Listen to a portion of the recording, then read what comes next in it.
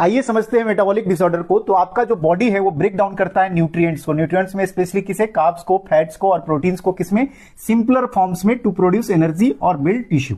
ये normal function है body का। लेकिन यही क्या होता है, यही प्रोसेस क्या होता है, डिसरप्ट हो जाता है। किसके कारण से, एंजाइम डेफिशिएंसी के कारण, हार्मोनल इंबैलेंसेस के कारण, problems in specific organs like liver, pancreas और थायराइड, और इसी के कारण क्या हो जाता है आपको मेटाबॉलिक डिसऑर्डर।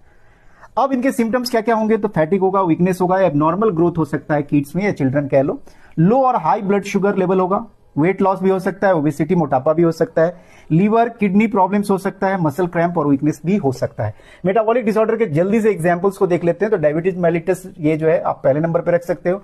ग्लैक्टोसीमिया जरा कमेंट करके बताइएगा कि ये क्या होता है। गॉचर्स डिजीज इसी में आएगा। फिनाइलकीटोन्यूरिया जो प्रोटीन वाला जो पार्ट है उसके ब्रेकडाउन में जो प्रॉब्लम हो जाता है उसके कारण से। रिकेट्स इसे याद रखेंगे आप। स्कर्बी। एबीजी में 4 चीजें देख लो, pH, PaCO2, bicarb and O2 saturation, and you have done.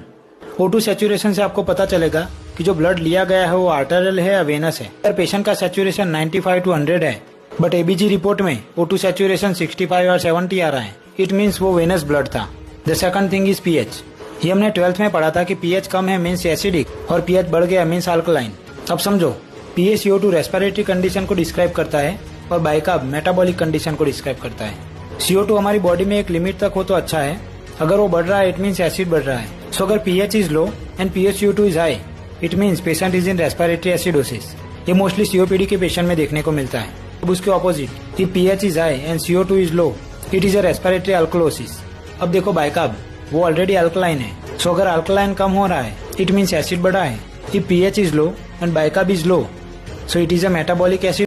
पेट में पानी भर गया है या फिर बहुत ज्यादा गैस है या कोई ऑर्गन बढ़ गया है, पता करने के लिए किया जाता है जिसको हम परकशन कहते हैं। यदि ऐसा करने पे टिम्पेनी साउंड आ रहा है तो वहां पर गैस भरी हुई है जो कि स्मॉल इंटेस्टाइन और लार्ज इंटेस्टाइन के आसपास देखने को मिलती है। यदि डल साउंड आता है तो वहां पे सॉलिड ऑर्गन है या फिर फ्लूइड कलेक्टेड है जो कि लीवर, स्प्लीन या। डेंगू के लिए 3 टेस्ट किए जाते हैं, NS1 antigen, dengue IgM and IgG। इसका मतलब समझते हैं, जब भी कभी एडिस इजिप्टी नाम का मच्छर हमको काटता है और जो वायरस है वो बॉडी में एंट्री करता है, मल्टीप्लीकेशन के बाद बुखार शुरू हो जाता है। बुखार शुरू होने के पहले से 5वें दिन तक यदि टेस्ट किया जाए तो NS1 एंटीजन पॉजिटिव आएगा, बाकी 2 टेस्ट नेगेटिव आएंगे।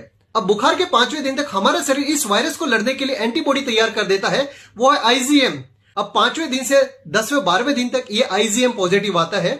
इसके बाद ये धीरे धीरे कम होने लगता है। और तीसरी चीज है IgG। ये इंडिकेट करता है एक पुराना इन्फेक्शन, मतलब पेशेंट रिकवरी स्टेज में है। ऐसी